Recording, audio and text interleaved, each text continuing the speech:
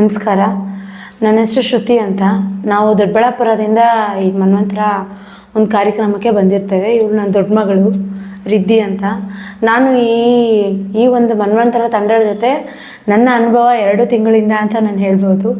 ನಾವು ಬಂದಿರೋದೇ ನನ್ನ ಮಗಳು ರಿದ್ದಿ ಸಲುವಾಗಿ ಸರ್ನ ಭೇಟಿ ಮಾಡಿದ್ವಿ. ನನ್ನ ದೊಡ್ಡ ಮಗಳಿಗೆ ತುಂಬ ತೊಂದರೆ ಅಂದರೆ ಅವಳ ಬಾಡಿ ಶೇಮಿಂಗ್ ಆಗಲಿ, ಅವಳ ಸ್ಕೂಲಲ್ಲಿ ಅವಳನ್ನ ಟೀಸ್ ಮಾಡೋದಾಗಲಿ ತುಂಬ ಪ್ರಾಬ್ಲಮ್ ಆಗಿಬಿಟ್ಟಿತ್ತು. ಅದ್ರ ಸಲುವಾಗಿ ಅವಳು ಸ್ಕೂಲ್ಗೆ ಹೋಗೋದನ್ನೇ ಬಿಟ್ಬಿಟ್ಟಿದ್ಲು.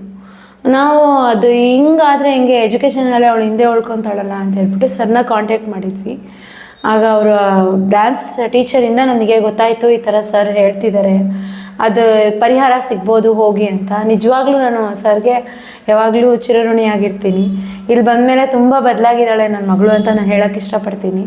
ಅವಳ ಒಂದು ಮಾನಸಿಕವಾಗಿದೆ, ಅವಳು ಏನಾದರೆ ದುಃಖ ಪಡ್ತಿದ್ದಲ್ಲ ಅದೆಲ್ಲ ಬಿಟ್ಟು ಈಗ ಅಕಾಡೆಮಿಕಲ್ ಆಗಲಿ ಅವಳ ಬಿಹೇವಿಯರಲ್ಲಾಗಲಿ ನಾನು ತುಂಬ ಚೇಂಜಸ್ನ ನೋಡ್ತಾ ಇದ್ದೀನಿ.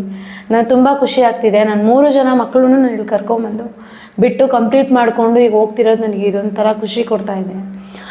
ನನ್ನ ಮಗಳು ತುಂಬ ಭಯ ಪಡ್ತಾಯಿದ್ಲು, ಆಚೆ ಬರೋದಕ್ಕೆ ಭಯ ಪಡ್ತಾಯಿದ್ಲು, ಜನ ನೋಡಬೇಕು ಅಂದರೆ ಭಯ. ಇದು ಒಂದಾದರೆ ಅಕಾಡೆಮಿಕಲಿ ಪರ್ಸೆಂಟೇಜ್ ಏನೋ ಸ್ಕೂಲಿಂದ ನಮಗೆ ಕೊಡ್ತಾಯಿದ್ರು, 87% ಕೊಡ್ತಾಯಿದ್ರು. ನನಗಿಲ್ಲಿ ಬಂದು ಇವರು ಟೆಸ್ಟ್ ಕೊಟ್ಟಾಗ ನಾವು ಯೋಚನೆ ಮಾಡಿದ್ವಿ, ನಾವು ತಂದೆ ತಾಯಿಯಾಗಿ, ಪರ್ಸೆಂಟೇಜ್ ಇಂಪಾರ್ಟೆಂಟ್ ಅಲ್ಲ, ಮಗು ತಲೆಯಲ್ಲಿ ಒಂದು ಅಕ್ಷರನೂ ಇಲ್ಲದೇ ಇದ್ದರೆ ಎಷ್ಟು ಪರ್ಸೆಂಟೇಜ್ ಇದ್ದರೂ ಏನು ಲಾಭ ಅನ್ನಿಸ್ತು ನಮಗೆ. ಆಗ ನಮಗೆ ರಿಯಲೈಸ್ ಆಯಿತು, ಮಕ್ಳಿಗೆ ಕಲಿಬೇಕು, ಇನ್ನು ಬರಬೇಕು, ಅಕ್ಷರ ಜ್ಞಾನನೇ ಇಲ್ಲ, ಎಷ್ಟು ಪೀಸ್ ಆಫ್ ಪೇಪರ್ ಅನ್ನಿಸ್ತು ನಮಗೆ ಅದು ಪರ್ಸೆಂಟೇಜ್ ಎಲ್ಲ. ಆಗ ನಾನು ಡಿಸೈಡ್ ಮಾಡಿಕೊಂಡು, ನನ್ನ ದೊಡ್ಡ ಮಗಳದ್ದು ಪ್ರಾಬ್ಲಮ್ ಇತ್ತು, ಅದ್ರ ಜೊತೆ ಇಲ್ಲ ಸರ್ ನನ್ನ 3 ಜನ ಮಕ್ಕಳು ಅಕಾಡೆಮಿಕಲಿ ಇಂಪ್ರೂವ್ ಆಗಬೇಕು ಅಂತ ಹೇಳ್ಬಿಟ್ಟು ಕರ್ಕೊಂಬಂದುಬಿಟ್ಟೆ. ಇಲ್ಲಿ ಹಂತವಾಗಿ ಎಲ್ಲ ನೀಟಾಗಿ ಸರಳ ಪದನೂ ಬರಲಾರ್ದಂಗಿರೋ ನನ್ನ ಮಕ್ಕಳಿಗೆ ಈಗ ಇಂಗ್ಲೀಷ್ ಆಗಲಿ, ಕನ್ನಡ ಆಗಲಿ, ಮ್ಯಾಥ್ಸ್ ಆಗಲಿ ತುಂಬ ಚೆನ್ನಾಗಿ ಮಾಡ್ತಿದ್ದಾರೆ. ಎಲ್ಲದರಲ್ಲಿ ತುಂಬ ಚೆನ್ನಾಗಿ ಪಾರ್ಟಿಸಿಪೇಟ್ ಮಾಡ್ತಿದ್ದಾರೆ. ಒಂದು ಬಿಹೇವಿಯರಲ್ಲಾಗಲಿ ತುಂಬ ಚೆನ್ನಾಗಿ ಚೇಂಜಸ್ ಇದೆ, ತುಂಬ ಖುಷಿ ಕೊಡ್ತಾ ಇದೆ. ಇಂಥ ಒಂದು ಇದ್ರ ಜೊತೆ ಮನ್ವಂತರ ತಂಡದ ಜೊತೆ ನಮ್ಮ ಒಂದು ಸಂಬಂಧ ಹೀಗೆ ಇರಬೇಕು.